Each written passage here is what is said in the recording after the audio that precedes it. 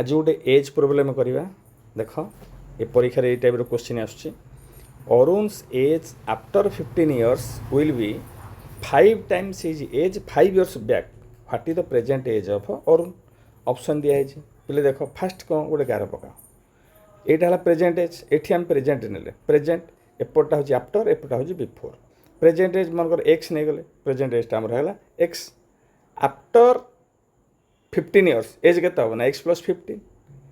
before 5 years x minus 5 तो according to the question आमर कौन अच्छी ना अकॉर्डिंग टू द क्वेश्चन अच्छी आमर Arun age after 15 years after 15 years एजटा क्या सहित सामान ना 5 times his age 5 years back 15 years after 15 years age is equal to